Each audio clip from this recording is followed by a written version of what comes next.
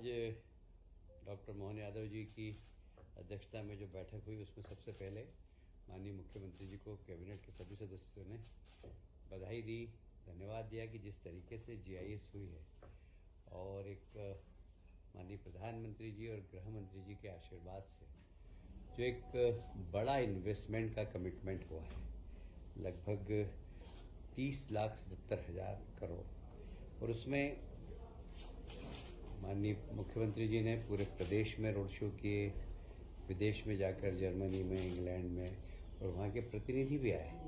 तो ये जो सरकार की जो मेहनत है उसका परिणाम है कि जीआईएस में बहुत बड़ा इन्वेस्टमेंट आया है। उद्योग विभाग ने लगभग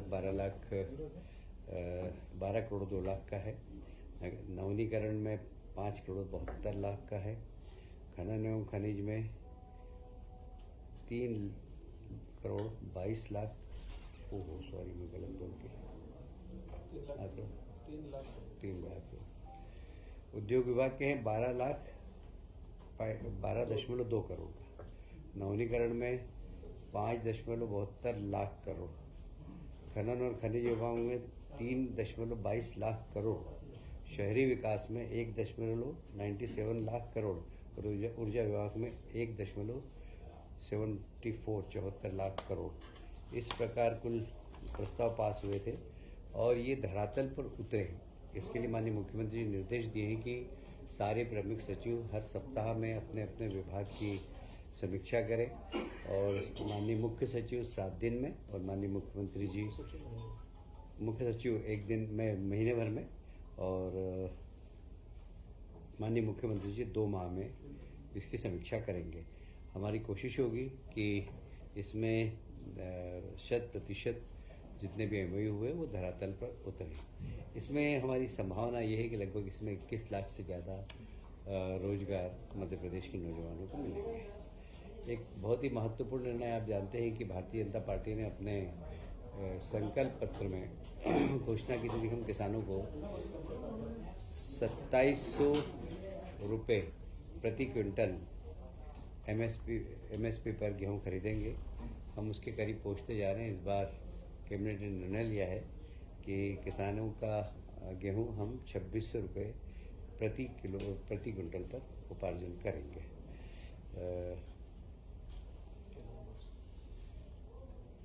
उपार्जन कार्य 15 मार्च से प्रारंभ हो जाएगा। उसी प्रकार धान उपार्जन, हमारे यहाँ धान 3-4 जिलों में बहुत अच्छी होती है, तो उनको भी 4,000 प्रति माह प्रोत्साहन राशि प्रति हेक्टेयर जी प्रति हेक्टेयर दी जाएगी। एक 16वें वित्त आयोग के प्रतिनिधि प्रदेश में आ रहे हैं। आज ही 1-2 प्रतिनिधि आ गए हैं। 6 मार्च को 10 बजे कुशाभाऊ ठाकरे कन्वेंशन सेंटर में 16वें वित्त आयोग के साथ सरकार का प्रस्तुतिकरण भी होगा। उसमें माननीय सभी मंत्रीगण उपस्थित रहेंगे। कल यानी कि 5 मार्च को वित्त आयोग के प्रतिनिधि माननीय मुख्यमंत्री जी के निवास पर डिनर करेंगे। एक बहुत महत्वपूर्ण कार्यक्रम और माननीय मुख्यमंत्री जी का बहुत ही प्रिय कार्यक्रम है जय गंगा जल संवर्धन अभियान। पिछले वर्ष भी इसमें काफ़ी सफलता मिली थी। इस बार भी 30 मार्च से 30 जून तक आयोजित होगा। संपूर्ण प्रदेश में जितनी भी हमारी वाटर बॉडीज़ है, जल संरचना है, उनका संवर्धन करना और पानी को में जितनी भी वाटर बॉडीज़ है उनको संभालना इसका मुख्य उद्देश्य है। और इसी के साथ साथ वाटर रिचार्जिंग के लिए भी हम लोगों को प्रोत्साहित करेंगे। अभियान कब से? 30 मार्च से 30 जून। 30 मार्च से 30 जून ये अभियान चलेगा। विक्रम उत्सव अभी प्रारंभ हो गया है उज्जैन में। 26 फरवरी से 30 मार्च का आयोजन होगा। इसमें 30 मार्च को गुड़ी पड़वा भी है और गुड़ी पड़वा आप जानते हैं कि भारतीय कैलेंडर का प्रथम दिन है और मध्य प्रदेश की सरकार उसे मनाती है। और जनता से भी आग्रह है कि इस गुड़ी पड़वा के पर्व को तो धूमधाम से मनाएं, जिससे हमारे आने वाली पीढ़ी को ये पता हो कि भारतीय कैलेंडर वर्ष गुड़ी पड़वा से प्रारंभ होता है।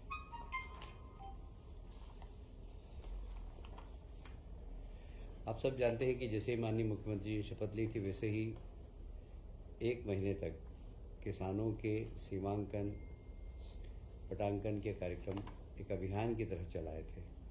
अब इसको पूरे को डिजिटलाइजेशन कर रहे हैं और इसीलिए आज इस प्रस्ताव को मंजूरी दी है डिजिटलाइजेशन को। इसमें 138.41 करोड़ रुपए का प्रावधान है। हम इसमें खुली निविदा आमंत्रित करेंगे और पूरे प्रदेश में जितनी भी किसानों की ज़मीन है या कोई सी भी ज़मीन है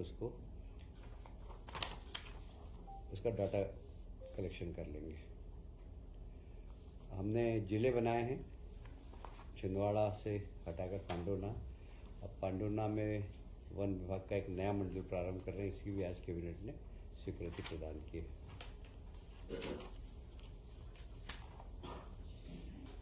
आप सभी जानते हैं कि माननीय प्रधानमंत्री जी हमेशा एक बात कहते हैं कि बच्चे उनका जो बच्चा होता है आंगनवाड़ी का, उसकी जो बचपन के दिन होते हैं 1000 और वो आंगनवाड़ी में पढ़ता है। वहाँ पर ही अगर उसको संस्कार दे दिए जाएँ, अच्छी खिलाई पिलाई कर दी जाए, तो वह एक अपने जीवन में अच्छा बनता है।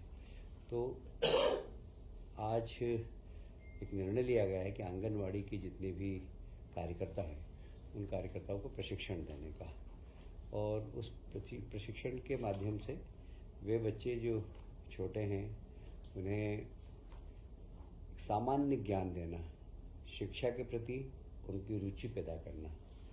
तो इन सब के लिए आंगनवाड़ी कार्यकर्ताओं को एक प्रशिक्षण देकर उनका एक दृष्टिकोण बनाएंगे कि इन बच्चों का किस प्रकार विकास करना चाहिए। क्योंकि आंगनवाड़ी कार्यकर्ता उसको एक सरकारी नौकरी की तरह नहीं करे, इस प्रकार करे कि हमारे बच्चे हैं और हमें इन्हें संस्कार देना और हमें शिक्षा के प्रति आकर्षित भी करना है। तो वहाँ पर बच्चों के जो छोटे छोटे खेल होते हैं वो भी, और यह केंद्र प्रवर्तित आंगनवाड़ी पोषण 2.0 योजना के अंतर्गत पोषण भी और पढ़ाई भी, इसके अंतर्गत इस कार्यक्रम को लिया गया है।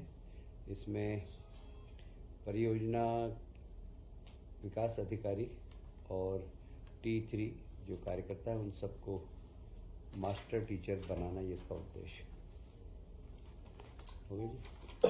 TNCP का एक एक्ट था क्या, वो विधानसभा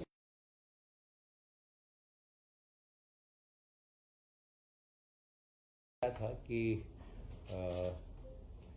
प्लानिंग एरिया के अंदर IDA और नगर या प्लानिंग एरिया के बाहर साडा, ये दोनों को ही अधिकार थे कि वे वहाँ पर निवेश कर सकें। पर अब कोई भी शासकीय विभाग प्लानिंग एरिया के बाहर भी निवेश कर सकेगा और प्लानिंग बनाकर और राज्य सरकार के पास लाएगा, शासन उन्हें अनुमति प्रदान करेगी। तो अब जैसे विकास प्राधिकरण या साडा ही नहीं, चाहे RDC चाहेगा तो हम उसको भी अधिकार देंगे। औद्योगिक डेवलपमेंट, इंडस्ट्रियल डेवलपमेंट क्या है वो MPRDC, वो अगर चाहेगा कहीं पर तो हम उनको भी परमिशन देंगे। पर छोटे प्रोजेक्ट नहीं, बड़े प्रोजेक्ट हो, कम से कम 500 करोड़ के प्रोजेक्ट हो कम से कम, तो वो अनुमति मांगेंगे तो हम उनको ये निवेश करने का अधिकार देंगे। CPA भी विलय किया गया था शिवराज की सरकार में, फिर अभी मोहन जी ने कहा था कि CPA को हम अलग कर देंगे।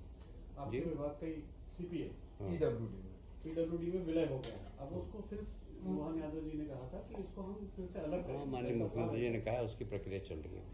सेकंड सप्लीमेंट्री भी होगी। अच्छा, बजट बजट के बारे में टिप्पणी करना उचित नहीं है।